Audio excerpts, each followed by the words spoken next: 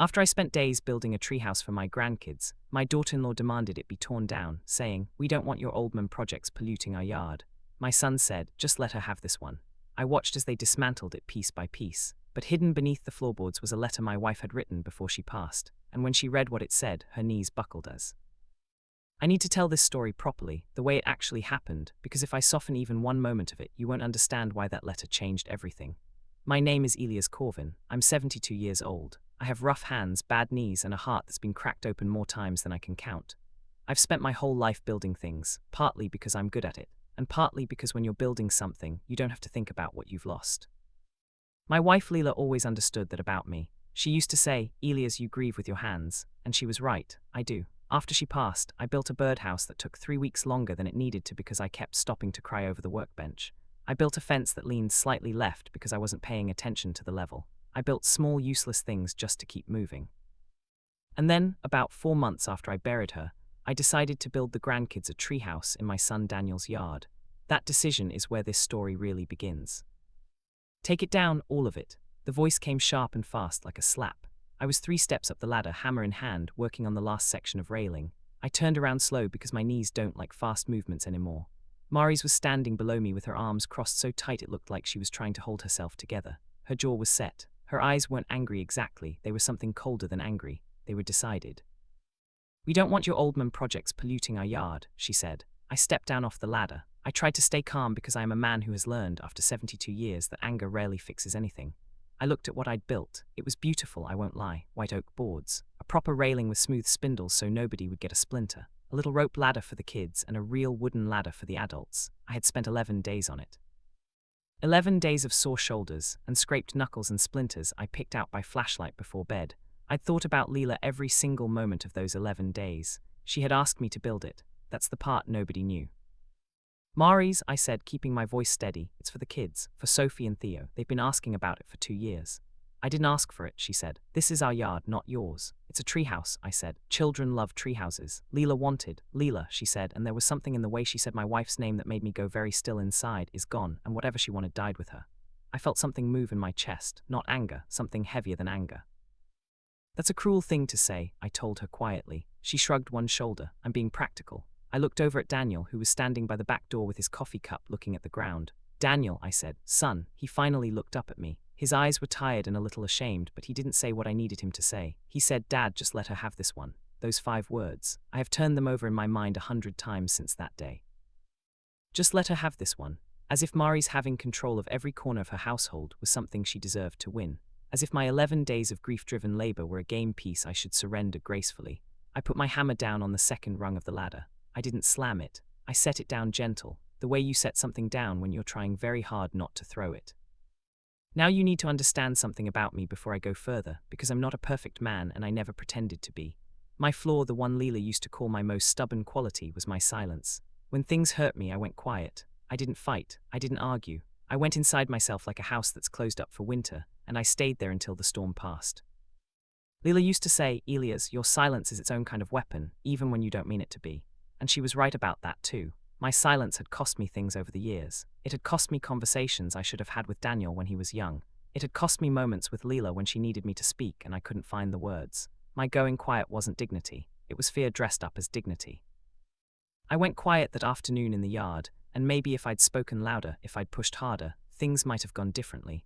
Or maybe they needed to go exactly the way they went. I'm still not sure. The dismantling started within the hour. Mary's had already called someone, one of Daniel's friends who sometimes helped with yard work, a young man named Brett who had no idea what he was taking apart or what it meant. Daniel didn't help directly. He mostly stood nearby, arms at his sides, and I noticed he couldn't look at the treehouse while it was coming down. I thought that meant something. I stood near the garden fence and watched. Rope ladder came down first, coiled into a heap on the grass. Then the railing spindles I'd sanded smooth. Then the main platform boards, pried up one by one, dropped into a pile. The sound of each board landing was a kind of percussion that I felt in my back teeth. Mari stood a few feet away with a mug of something hot, watching like a project manager reviewing completion of a task. "All the hardware too," she told Brett. "Don't leave any bolts in the tree." "Yes, ma'am," Brett said. He was 20-something and had no idea he was participating in something that would haunt this yard for a long time. I didn't blame Brett. He was just doing what he was asked. At one point, Daniel walked over to me. He stood beside me for a while without saying anything. Then he said, "Dad, I'm sorry about this." "Are you?" I said. He flinched a little. "She's just particular about the yard. She told me your mother dying was something that should stay in the past," I said. "That wasn't about the yard, Daniel." He was quiet for a moment. "She's under a lot of stress," he said. I looked at my son. I looked at the boy I'd raised, and at the man he'd become, and I felt the distance between those two things very clearly. "Go back to your wife," I said. My voice came out flat. I didn't mean it to be cruel. I just didn't have anything warmer to offer him right then. He walked away, and I stayed at the fence, and I watched them finish taking apart 11 days of love and grief until there was nothing left but a pile of lumber and a bare tree with a few screw holes in it. That was when I noticed it. As Brett was carrying the main floor section toward the lumber pile, something in the way the light caught the underside made me look twice. There was a sealed compartment under the floorboard, small and deliberate, cut into the wood in a way that I hadn't put there. I went very still. My breath stopped for a moment, because I recognized that compartment. I had seen it before years ago in the first treehouse I had ever built, in the backyard of the house where Daniel grew up. Leela had always hidden things in my projects, little notes, pressed flowers, photographs in small envelopes. She called them love letters to the future. She said she put them where people would only find them if they were paying attention. I had not thought about that habit in years. I had not thought to look. Brett set the floor section down. Nobody was paying attention to me. Mari's had gone inside. Daniel was somewhere near the garage. I walked over to the lumber pile as casually as a 72-year-old man with bad knees can walk casually, and I crouched down beside that floor section, and with my thumbnail I worked at the sealed edge until it opened. Inside was a folded piece of paper wrapped in a small piece of wax cloth to protect it from weather. My hands were shaking. The ink was slightly faded but completely legible. I recognized Leela's handwriting the way you recognize the smell of something you loved. My throat closed. I folded the paper back up without reading more than the first two words, which were my name, and I put it in the inside pocket of my jacket against my chest, and I walked to my truck, and I drove home, and I sat in the driveway for 45 minutes before I could go inside. I did not read the letter that night. I know that sounds strange, but I couldn't. It sat in my jacket pocket on the chair by the door, and I sat on the couch with the television on but not watching it. And I thought about Leela and the way she had always been 3 steps ahead of grief. Even in her illness, even in those last weeks when she was tired and thin and sometimes confused, she had been thinking about afterward. She had been thinking about the people who would be left and what they would need. She had written a letter. She had hidden it in a treehouse she knew I would build. She had known I would build it, even though she died before I started. She had planned for it. I cried that night for the first time in about 2 months. I sat on the couch and I cried the way old men cry, which is quietly and with a lot of effort to stop. And then I went to bed, and I stared at the ceiling until 3 in the morning. The next day I read it. I stood at the kitchen table, the letter flat in front of me, and I read every word. I'm going to tell you what it said, but not yet, because in the story it came later, and the order of things matters. What I can tell you is that after I read it, I sat down, and then I stood up. And then I walked outside and stood in my own small backyard, and looked at the bird feeder she had painted blue, the one that still hung from the oak tree, and I understood something I had been too quiet and too grief-struck to understand before. Leela had not just written me a letter. She had written something for someone else. She had been very specific about that, and she had known somehow which someone else would need it most. My flaw came for me then. My silence, my retreat, my habit of going inside myself and waiting for the storm to pass. Part of me wanted to put the letter away. Part of me said, this is enough. You know she loved you. You know what she wanted. You can carry this quietly and let it be. I actually talked myself into that for about 3 days. I went about my routine. I had breakfast. I worked on a small repair project for a neighbor. I called Daniel once to see how the kids were doing, a brief call, mostly about Sophie's soccer game and Theo's loose tooth. Mari's was not mentioned, the treehouse was not mentioned, the letter in my jacket pocket was not mentioned. I was being quiet, I was letting it go. And then something happened that cracked my patience open like an egg. I stopped by Daniel's house on a Thursday afternoon to drop off a birthday gift for Theo. I didn't call ahead because I usually didn't need to. I had been dropping by for years. I knocked on the front door. Daniel answered, and behind him I could see into the living room where Sophie, who was 9, and Theo, who had just turned 7, were sitting on the floor doing puzzles. Grandpa. Theo came running and hit me somewhere around the hip because he is enthusiastic and not great at judging impact yet. I hugged him and handed him his birthday present, which was a small woodworking kit because both kids had been asking to learn. Sophie came over too and I hugged her, and for a minute everything felt normal. Then Mari's came around the corner from the kitchen. She stopped when she saw me. She didn't say hello. She looked at Daniel. You didn't tell me he was coming, she said. It's just a quick drop-by, Daniel said, and there was that apology in his voice, that constant low-grade apology he seemed to carry around with him like a backpack. Grandpa brought me a present, Theo said, holding up the woodworking kit. Mari's looked at it. That's not appropriate for his age, she said. Put it in the closet. Mari's, Daniel started. The closet, she said. There was a silence in that room that I will never forget. Theo's face went through about 4 emotions in 3 seconds. He looked at the kit, then at his mother, then at me, and he chose to be brave the way 7-year-olds sometimes choose to be brave when they feel something slipping away from them. Can I at least look at it first? He asked. No, Mari said. Grandpa's going to leave now. And she looked at me, and in her eyes was that same decided coldness I had seen in the yard. Not cruelty exactly, something worse, complete certainty that she was correct. I looked at my grandson's face, I looked at Daniel's face. And I thought about Leela and what she had written and what she had hidden and why. My silence broke, not loudly, not with anger, but it broke. I'll let myself out, I said to Daniel. And then I said to Theo and Sophie, I love you both, very much. Theo held onto my hand for a second longer than necessary, and that nearly undid me completely, but I held myself together and I walked to my truck. And I sat in the driveway again for a minute, and I made a decision. No more quiet, no more waiting for the storm to pass. Leela had given me something to say, and it was time to say it. I waited 2 more days, which was not easy for me because my stubbornness works in both directions. Once I've decided to do something, the waiting becomes its own kind of torture. But I needed the right moment, and the right moment was not when I was still raw from watching Theo's face fall over a woodworking kit. I needed to be calm. Leela had always said that the most powerful thing a quiet man could do was choose exactly when to stop being quiet. I thought about that a lot during those 2 days. I rehearsed nothing. I prepared nothing except the letter, which I put in a clean envelope. I drove to Daniel's house on a Saturday morning when I knew they'd all be home. I knocked. Daniel answered. He looked nervous when he saw me, which told me something about the conversation he and Mari's had had after Thursday. Dad, he said, hey, this isn't really a good. I need to come in, I said, not rude, not loud, just clear. He stepped back. I walked into the living room. Mari's was on the couch with her coffee. The kids were upstairs, I could hear them. Mari's looked up at me with that flat expression and said, we didn't invite you. I know, I said, I have something that belongs to this family. I took the envelope out of my jacket. Your mother wrote this, I said to Daniel. She hid it in the treehouse. Daniel went pale, his mouth opened and then closed. What? His voice came out younger than his 36 years. When, before she died, I said, she knew I'd build it. She put this under the floorboard. I found it when you had it torn down. Mari set down her coffee. What does it say? You should read it, I said. I held it out toward her specifically. Not Daniel, her. She looked at it like it might bite her. Why would I read your wife's letter? Because she wrote part of it for you, I said. There was a long pause. Daniel said, Mari's, maybe you should. You read it, she said to him. No, I said, she should. I don't know what made me that certain. Something in Leela's words had been very clear about who needed to hold that letter. There had been one line in particular that had told me so. I kept my hand out, steady, the envelope between us. Mari's reached out and took it. She opened it slowly. I watched her unfold the pages, and I watched her face move through the first paragraph, which was written to me, and was gentle and full of the kind of love that takes a lifetime to build. I watched her face stay careful and controlled through that part. Then she reached the second part, and she went very still. She read it silently for a moment, and then, as if she couldn't help it, she began to read it out loud. Her voice was steady at first. My dearest Elias, if you are reading this, then they have tried to take what you built. I know you let them. I know you stood there with that hammer in your hand and said nothing loud enough to matter. Don't be angry with yourself for that. You have always loved quietly. But love must sometimes be said at full volume, and this is me saying it for both of us. Mari's voice wavered on that last sentence. She kept reading. This treehouse is not lumber and nails, it is a promise. It is the promise that safety exists for children even when the world is confusing and loud and controlled by people who are afraid. Mari stopped. She took a breath. She started again. To the woman in this family who believes that order is the same as love, I see you. I was once where you are. I was afraid that if I wasn't controlling everything, everything would fall apart. I was wrong. Control is not love. Control is fear that has been given furniture and called a home.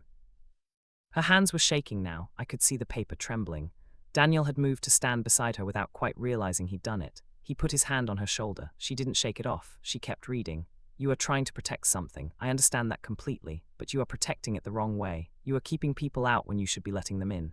Elias is not a threat to what you've built. He is an addition to it. He is the grandfather your children will need when you can't be everything to them. And neither of you should try to be everything because that weight will crush you both. Mari's had to stop again. The silence in that room was immense. I heard one of the kids move around upstairs and then go still, as if the house itself was listening. Mari's throat moved as she swallowed. She read the last section. Rebuild it when you are ready to become part of it, not its ruler. Not because Elias deserves an apology, though he does. But because Sophie and Theo deserve a grandmother's treehouse and a grandfather who built it, and a mother who was brave enough to let beautiful things exist even when she didn't create them. That is what family looks like. I built it in my own way for 43 years, and I am telling you from the other side of goodbye that it was worth every single moment of letting go. Mary's lowered the letter. Her hands were still shaking, and then slowly her knees buckled. Not all the way to the floor, but she sank onto the couch like someone who has had a very large thing removed from inside them and hasn't figured out how to stand without it yet. Daniel sat down next to her. I stood there and watched them. I am not proud of this, but in that moment I felt something that I have to be honest about. Part of me felt satisfied, not viciously satisfied, not cruelly. But I had carried that treehouse being dismantled like a stone in my chest for weeks, and watching Mari's come undone by my wife's words was, for a few seconds, deeply and completely satisfying. I am 72 years old, and I have been through enough to know that feeling is human. It passed quickly, replaced by something more complicated. Mari's looked up at me. Her eyes were wet and red at the edges, and she looked for the first time since I had known her like someone who was genuinely uncertain. She never met me, Mari said. Her voice was rough. Your wife never even met me. She met you through Daniel's letters and phone calls, I said. She was a thorough woman. She didn't even know about the treehouse, Mari said. How did she know? I sat down in the armchair across from them because my knees were reminding me they weren't 20 years old. She knew I would build it, I said. She knew because she knew me. And I think she knew you too in the way she knew things, which was by understanding what fear looks like when it makes itself comfortable in a person. Mari's made a sound that was halfway between a laugh and a sob. Daniel reached over and took her hand, and she let him, which told me things were going to be all right eventually, even if eventually was going to take some time. I don't know why I am the way I am, Mari said. It came out quietly like a confession. I'm not asking you to explain it, I told her. I'm not your therapist and I'm not your judge, but I'd like to see my grandchildren without feeling like I'm causing an incident. She wiped at her face with the back of her hand. I wasn't trying to hurt you, she said. I know, I said, but you did. There it was, no more quiet, no more swallowing it down. You tore down something I built for your children. You told me your mother-in-law's passing was something that should stay in the past, and you put a birthday gift in a closet to watch your son's face fall. Her breath caught. I didn't think. No, I said. You didn't. I wasn't yelling. My voice was completely level, but it was full and I let it be full. Elia's, Daniel said carefully. She's hearing you, I said, not looking away from Mari's. Let her hear me. Mari's looked at the letter in her hands. She looked at it for a long time. Can I keep this? She asked. Yes, I said. Leela wrote it for this house. Maury silence. Outside a bird was going at the feeder by the window, tapping around for seeds. Theo shouted something to Sophie upstairs and they both laughed, that particular unfiltered laugh that children have when nothing in the adult world has reached them yet. All three of us looked toward the ceiling at the same time. I'm going to need some time, Mari said. I'm aware of that, I told her. I have plenty of time. I'm retired and I build things. The corner of her mouth moved, not quite a smile, but something. Daniel let out a breath he had been holding since approximately Thursday. Can we get the kids? He asked. Yes, I said. Let's get the kids. Sophie came downstairs first, cautious the way smart 9-year-olds are cautious when they sense something has shifted in the adult atmosphere. She looked at her mother, then at me and said, Is everything okay? Getting there, I told her, which is what Leela used to say when I asked her that question during hard times. It was the honest answer. Theo came running down after his sister, remembered he was supposed to walk on the stairs, slowed briefly, and then arrived in the living room at full speed anyway.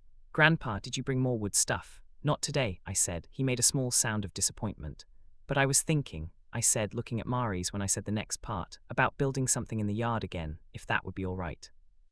Theo looked at his mother immediately, which told me everything about how the household worked and how much it needed to change. Mari's looked at me. She looked at the letter in her hands. Yes, she said. The word came out smaller than she probably wanted it to, but it came out. Yes, that would be all right. 3 weeks passed before I brought the first boards over. I didn't rush it because I wanted Mari's to have time with what had happened, and I also wanted to be sure I was doing it right this time. I drew up new plans, slightly modified, with one addition that the original hadn't included. I ordered white oak again because Leela had always loved the color of white oak when it was new.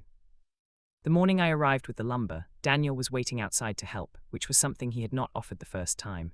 He looked better than he had looked in months, a little lighter in the shoulders, a little more like himself. Need a hand? He asked. Always, I said, which was true and also more than the question deserved. We worked together that first Saturday, Daniel and I, and it was the first time we had worked alongside each other in years.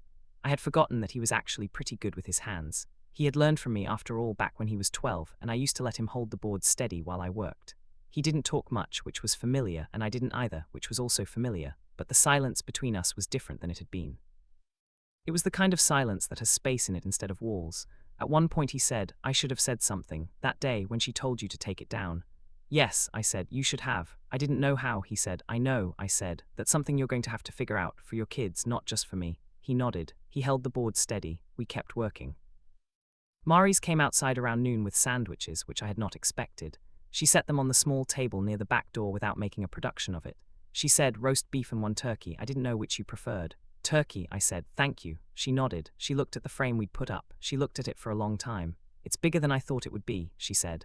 Leela had opinions about the size, I told her. She wanted it to fit a whole family if they needed it. Mary's was quiet for a moment. That was thoughtful of her, she said. She went back inside. It wasn't a movie reconciliation. There were no tears or dramatic embraces.